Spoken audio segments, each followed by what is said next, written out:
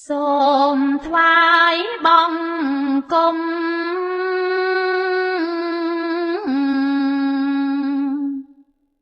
រាំងសាមុនប្រ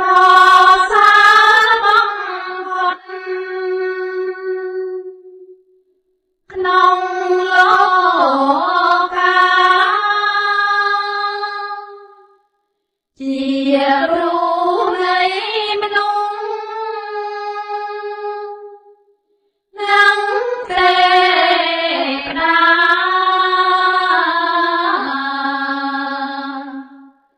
ទ្រង់រាងទេសនា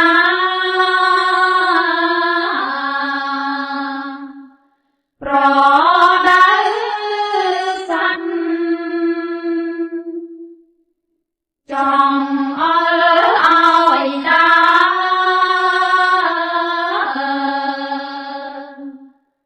លើ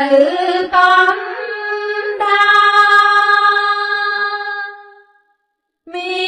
គីរកា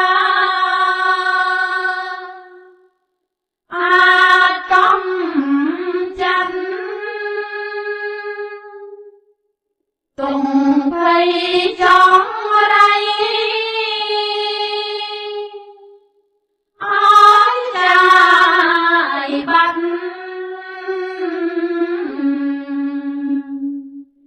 អាចកាន់សង្សា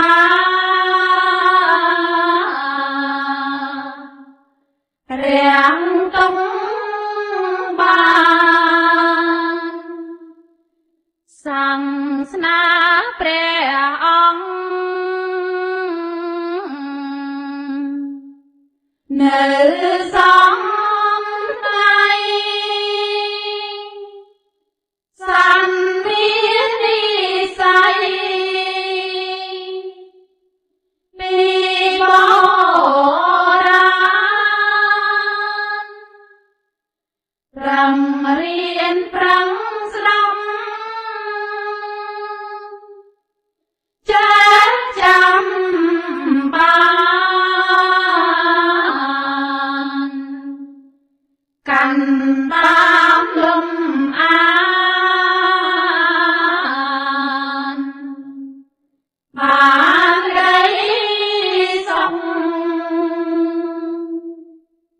អិនមានសុខណា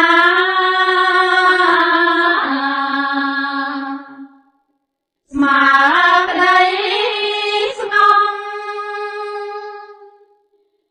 បញ្ចំត្រឹមសុខ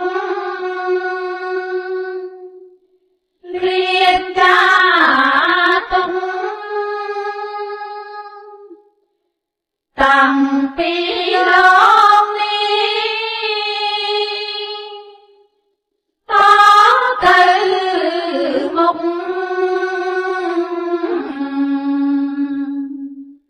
ក្ដីសុខនឹងមាន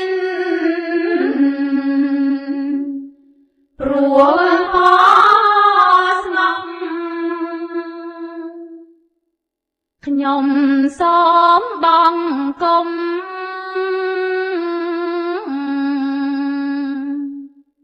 ពួកព្រះធម៌ព្រះសង្ឃបវរទាំងក្រុមសំរួមជាតៃរ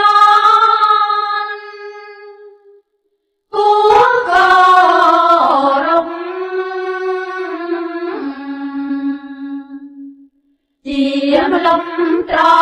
ជាំងនៃលោកកាព្រះរូបព្រះធាននៃព្រះ